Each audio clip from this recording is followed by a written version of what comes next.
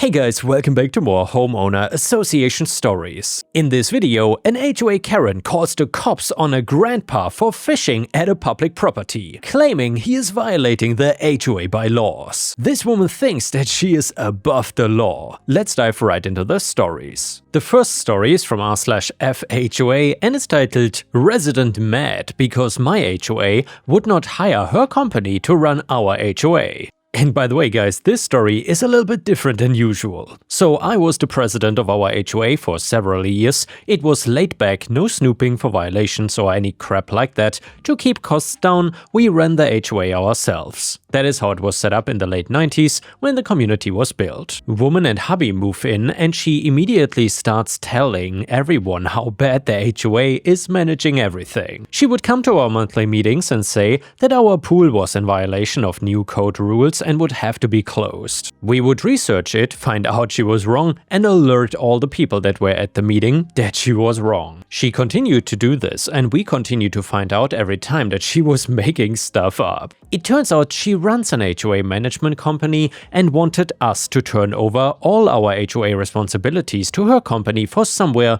in the range of $700 to $1,000 a month. When going to meetings and openly lying about infractions that were not real didn't work, she started taking photos of what she considered to be other people's violations and emailing me or texting me with photos. I informed her that if she's going on other people's property, then she is technically trespassing and she had no right to be doing this. But I told her that I would take care of every one of the violations that she sent to me. But I would also be letting those homeowners know that she came on their property and alerted the HOA to this, and I would send them the photos that she took. She called me saying that's not what you wanted to have happen. She didn't want to be recognized as the person who had turned them into the HOA. And I told her that she should have thought about this before she went into other people's lawns and property and started taking photos of things that she thinks are in violation of the HOA covenant. She never texted me again and never came to any more HOA meetings. And the next one is titled "HOA Karen calls 911 on grandpa for fishing after Texas flooding." And by the way, if you still enjoy the HOA stories, please don't forget to like the video and post some star emojis in the comments if you want to support me and fight back against the damn YouTube algorithm. So this absolute harpy of a Karen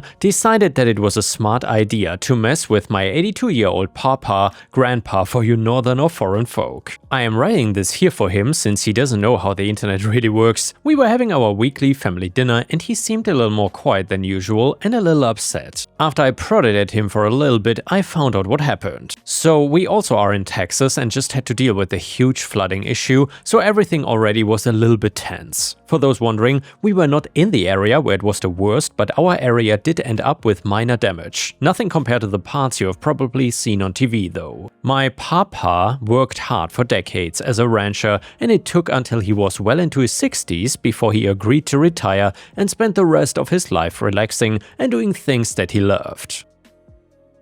His biggest hobbies that he always had were hunting and fishing, and he also was a bit of a progressive guy because when I was just a young girl, he took me hunting, something a lot of men his age considered a boy-only thing. He cannot really hunt anymore due to bad eyesight, but he can still fish and is putting a lot of his retirement time into it. He has a canal that is not too far from where we live that he frequents, and usually ends up with at least a few largemouth baits before the day is out. I knew he had gone fishing the day before, and it turns out that was when the trouble started. It's true that Papa is part of an HOA, but the canal where he fishes is not part of it. The lady that runs the HOA is a total Karen, and she decided to show up and just start harassing him for no reason and out of nowhere. He told me that there were two things that she was just screaming at him about, and he couldn't get her to calm down no matter what. The first is that she was claiming there was no fishing allowed in the HOA and that he was hurting the wildlife. He even showed her that he had a permit and there were other people fishing and not getting yelled at by Karen. She seemed to be going after him in particular.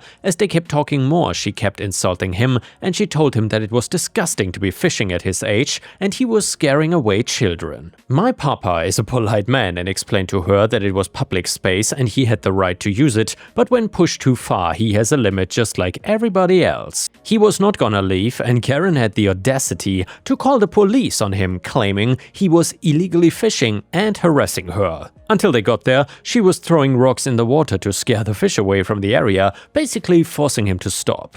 Of course, the police did a whole lot of nothing about it since he had a permit. Karen did not care about that though, and instead started to go after him using her position on the HOA to get what she wanted. And by the way guys, one interesting thing I just noticed as a person that does not live in America, so you need a permit to fish in public waters. However, to carry a firearm in public, you don't need a permit or license, in most places at least. I gotta say, America is really fascinating. And by the way, I think those HOA Karens should also be required to have a license or something to run these HOAs. Maybe something to suggest your local lawmakers. So he handed me a letter that he got from the HOA, and it was telling him that fishing was gonna be banned from the HOA and he was not allowed to continue at the local canal. This letter was a total piece of crap, of course. It had the HOA letterhead and everything, but it didn't matter since they didn't, nor have they ever had jurisdiction over who could fish at the canal. It was not HOA property, it was public property, or even state property if you want to get really specific about it. The letter continued talking about it being a family-friendly place, and nobody wanted to see an old man fishing there. That he had to find activities that were more indoors suited for him. I was furious at this, and he seemed a bit lost on what he could do to make her stop. I felt like legal action was a little bit far unless she actually started to send him fines or something. Instead, I helped him set up a Facebook page and added all of the people he knew from the community. Papa had been around here his entire life and knew everybody from the guys that picked up trash all the way to the local mayor. It didn't take long for his following to grow and people to be posting messages wishing him well. Then I helped him make a post. The post went in detail about what Karen did to him, asking if everybody else felt that way about him, just wanting to enjoy his retirement and fish. Making sure to add that Karen called the cops on him too. The comments that flooded in were just awesome. They were livid at Karen, and some people were saying they were gonna report her to the HOA for abuse of power. It only took a couple of days before pretty much everybody around it had seen it. Messing with the nice old man that everybody loves is a surefire way to get people to hate you. Now, Karen could have just stopped at this point, been hated for a while, and then probably everybody would have moved on. Nope, Karen instead felt the need to double down on the entire thing. She insisted people come to the emergency HOA meeting she was holding to learn the so-called real story. People did come, including me, and Karen did not have a real version of events. Instead, she just had a bunch of excuses. The biggest one being that my papa fishing was highly offensive because of the recent floods, saying that by fishing he was somehow making fun of the fact that there was a flood, just some total crap that didn't make any sense, but just made people even more annoyed with her. I also learned that this was not the first time she'd been messing with him and other older people in the neighborhood. She seemed to just hate old people and would yell at them for going on walks or just doing anything that involved being outside of the house. For Papa, she had told him before that if he wanted to walk outside, he had to stick to doing it only on his own property. He just never mentioned any of this to me before. Online people were sharing their own stories about Karen and wanting to teach her a lesson. The fact that she ended the meeting saying she would call the cops again next time he was fishing after telling him it was against the rules. Me and Papa worked together to get some revenge on Karen and tried to put her in her place. He had a few retired friends and I posted online and told people at my work about an idea that we had. It was a Thursday and we were trying to set this entire thing up in a single day, which was not easy, but we managed to make it happen. So Friday came and I went down with Papa to the canal. Instead of seeing a handful of people you might usually see, there were about 30 of them, all with fishing gear and chairs and coolers filled with drinks. We were not throwing a party exactly, if that was what you guessed. We were having a bit of an open fishing tournament. Not anything official, just a friendly neighborhood thing. It kind of exploded into something more than it was, and nobody was really keeping track of what they caught because we all knew it was not about being a winner. A few people brought handmade signs saying fishing derby on it. A bunch of school kids set up a lemonade stand that also had cookies. They had a little sign saying the money was going towards flood victims. The lemonade was long gone, but money kept going to them. Texans are really big about looking out for our own. If you were hoping Karen did not show up, well then, I have some bad news for you. She came and she was furious. She was screaming and wanting to know who was responsible for disturbing the peace and hosting an event without HOA permission. Pawpaw was the first to stand up and tell Karen that the entire thing was his idea, and if she wanted to call the police, then she should go ahead and do it. She did, thinking that they were gonna side with her and were still smiling when they showed up. People were filming on their phones just waiting for the inevitable explosion. Karen: "Officers, you need to arrest this man. He is fishing on HOA property without permission, and he is hosting an event without a permit." Officer: "Sir, is this an event?" Papa: "Not really. A bunch of us just wanted to come out here and fish. You know how competitive people can be when it comes to fishing. A couple of my buddies here actually placed in some tournaments back in their heyday." Karen: "He's lying. Plus they set up a stand without a permit to sell." She was now pointing at the literal children. Officer: "It looks like a lemonade stand and I don't actually see anything being sold right now. They could just be playing." He came after they sold out. It was clear that he knew but wasn't gonna arrest children for selling lemonade. They were going through the motions they had to legally. Karen: But look at all the fish. He is trying to ruin the canal right after the big floods. It's illegal." Officer: "This is a public place. As long as everybody fishing has a permit, they are good to go." The officer had to explain to her at least 3 times that nothing going on here was illegal. One of them even put a 10 in the donation jar the girls had at their stand. They spoke to my papa for a while, mostly to humor Karen, but were asking him questions about how long he had been fishing instead. Karen was humiliated and forced to go sulk off while the rest of the community made fun of her. After seeing how many fish Papa caught, somebody handed him one of those singing fish you put on the walls as his trophy for winning. He found out yesterday that the rest of the HOA met with Karen and forced her to willingly step down. I also know that if she keeps calling the cops and they keep coming to the canal for the same thing, she's gonna be the one in trouble instead. My papa is planning to go fish again real soon and also loves the Facebook I created for him. He does not totally know how to use it, but he had me post a photo of him with his biggest fish. Plus, he said he wanted me to put on when he was fishing and invite anybody that wants to come join me. Like seriously, the fact somebody wanted to hurt this amazing old man just makes me think that Karen was not born with a heart. And here in Texas we do everything big, including our hearts. And yeah guys, let's hope the next HOA leader is not gonna be as awful as this Karen. Either way, the next one is from r/legal advice and is titled "Borrowed Friend's RV and it got destroyed in a flood." So my question is gonna be, who is legally responsible for the damage to the RV, and is that party negligent for the damage? I borrowed a friend's RV, we are still friends, to take to a wedding. The wedding venue has 2 RV hookups, and there were not enough bedrooms for everyone to stay at the wedding venue. Both RV slips were used as well as 4 people tent camped. A serious flash flood happened. We required helicopter and boat rescue, but everyone survived, and the RV took on about 8 feet of water for a period of around 9 hours, and it's a complete loss. We did have it towed back and did hire a mobile mechanic to drain all fluids and try to see if the engine would start. It's a 1990 model that our friend recently bought and valued at around $10,300. We paid the mechanic $1,000, and when he tried to get it to start after replacing all fluids, the starter could not turn the engine, so he said we need to take the engine to a machine shop or replace the engine, and we're going to be looking at many thousands of dollars with no guarantee that it'll work. Plus there's tons of other damage to the interior and other systems from mold and mud. The mechanic is willing to buy it for $1,500. I don't know if he would try to fix it or if he would salvage the parts that have value. The RV only had liability insurance. I did call my insurance company, but they said since it was a flood that nothing would be covered. We asked the venue for their insurance company info to see if they had flood insurance and if they would cover it, since our friend did some research and found that some insurance companies consider an RV to be a home if it is hooked up. But the venue refuses to give us any information about their insurance and now is having their attorney respond to us. If it turns out that from a legal standpoint neither me nor the venue are responsible, I'll buy the RV from my friend out of pocket since I feel that my friend is not responsible since they loaned it to me as a favor. But if it turns out that I'm legally responsible for the damage to the property and if my actions are considered negligent, then I would want my insurance company to cover it since I have personal liability insurance via my renter's insurance policy. By the way, my insurance company says that they would have to sue me, but I don't think that's true. I think they could file a claim, so my insurance company can decide to avoid legal fees if they agree where the liability is, but at any rate, I think my friend could sue me via small claims court without much trouble if necessary. If it turns out that the wedding venue is legally responsible, then I guess the best thing to do would be to file a case in small claims court. The venue contract only states that we are responsible for any damage we directly cause. There's no other waiver of liability in the contract. We were not informed that the wedding venue was in a 100-year floodplain.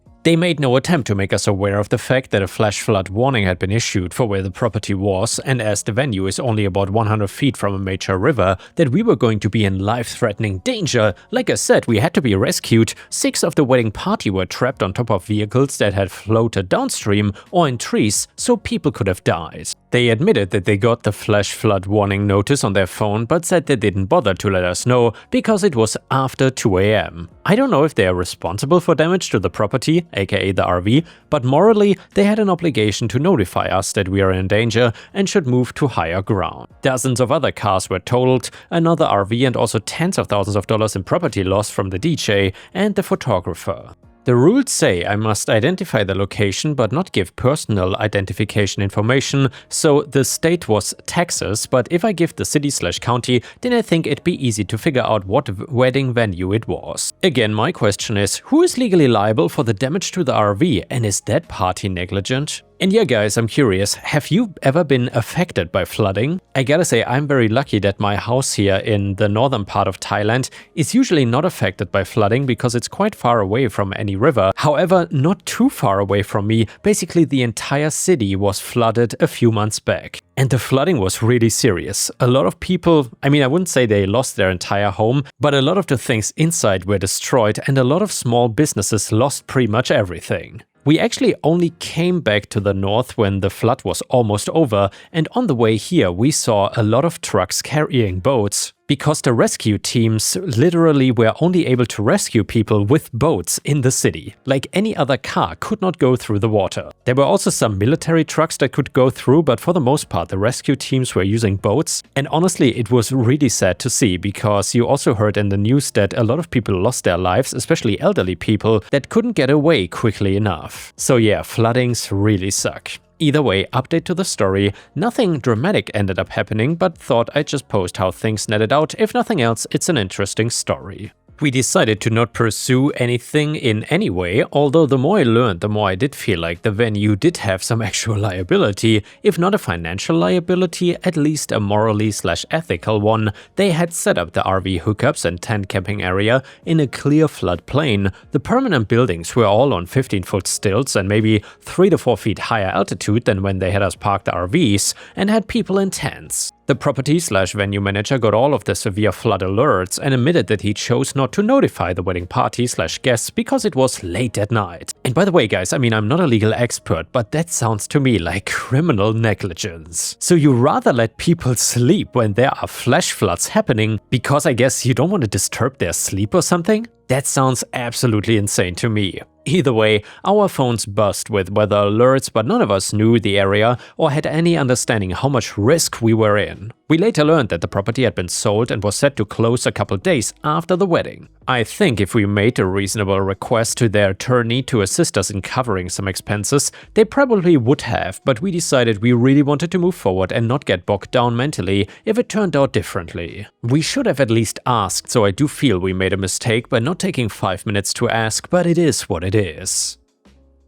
The people in tents and a couple people that were sleeping off their alcohol in their cars so as to not drink and drive were in an actual life or death situation. Most of the people rescued definitely felt they were in a life or death situation at the time, but the tent/car sleeper people really were in a situation that was life-threatening. It's really crazy to think back about how different people processed what was happening to us in the moment. My wife is an incredibly strong person and she didn't miss a beat the whole night. I was not personally scared for whatever reason, but I took a moment every 15 minutes or so to rehash the decisions my wife and I were making, and I felt confident that we were making proper decisions for the information we had, and that gave me a lot of confidence that for what little we had control over, we were not making things worse, and it just gave me freedom to not care about bad possible outcomes that we didn't have control over. My wife was so strong through the entire process. Her entire focus was on checking in on other people and how they were doing and trying to give them strength. The second I closed the front door when we got back into our house, it was like everything that her brain was able to put on hold during the crisis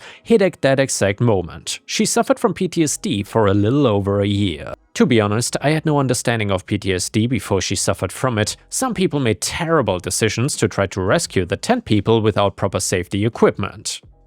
Luckily, none of them died from their decisions, but I was pissed. So incredibly pissed at them and unable to convince them to stop. These guys were thinking that they could use extension cords as if they were safety ropes to try to traverse through a fast-moving flooded river. We later actually learned that a group of people felt imprisoned in their building. The two buildings in question were 3-story buildings on stilts connected via a wooden deck, and they experienced an entirely different kind of trauma because someone had convinced them that they didn't have the freedom to leave the great room in that building. My wife and I even went into that great room on multiple occasions to check on people, but we didn't understand that they felt trapped in that room, and I guess it didn't click for them that if my wife and I could come in and out, so could they. That sucked to learn that they went through that additional unnecessary trauma. I cannot recall the numbers, but it was on the news stories about the rescue. It was something like 68 out of 90 people were rescued. The others were in another building about 100 yards away that didn't get flooded. This happened in Texas, and my in-laws in the East Coast saw it on their nightly news. The local town was great. Our event were the only people impacted by the flood, but they activated their American Red Cross, took us all by bus to the high school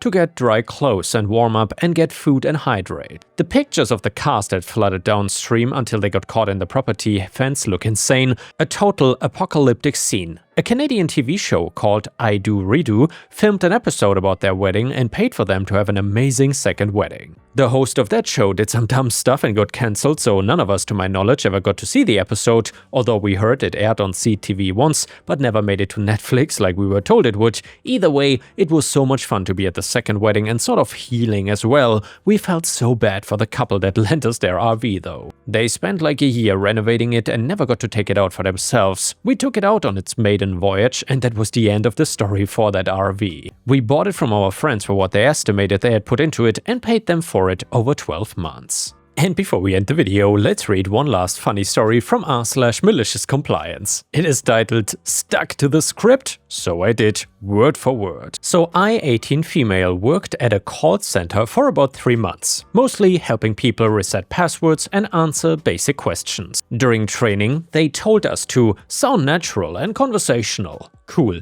I did that and got great feedback from the callers. Then we got a new supervisor who flipped out if we didn't read the script exactly as written. She said, "If you deviate even slightly, you'll be written up." Okay then. Next call, a guy says, "Hey, my account is locked, can you help me real quick?" I respond, robot mode. "Hello, thank you for calling. My name is Name. I hope you're having a wonderful day. How may I assist you with your technical concern today?" He paused and said, "Are you serious?" I kept going exactly word for word, even the weird fake empathy lines like, "I completely understand how frustrating this unique situation must feel." Mid-call, my supervisor walked by and actually stopped to listen. She tilted her head, looked confused, and asked after the call, "Why were you talking like that?" I just said, "You told me to stick to the script." She didn't have a comeback, and funnily enough, the next day, she told our team, "Okay, just make sure you cover the key points. You can be natural again." And yeah guys, thank you so much for watching. Please don't forget to subscribe, and I will see you again tomorrow.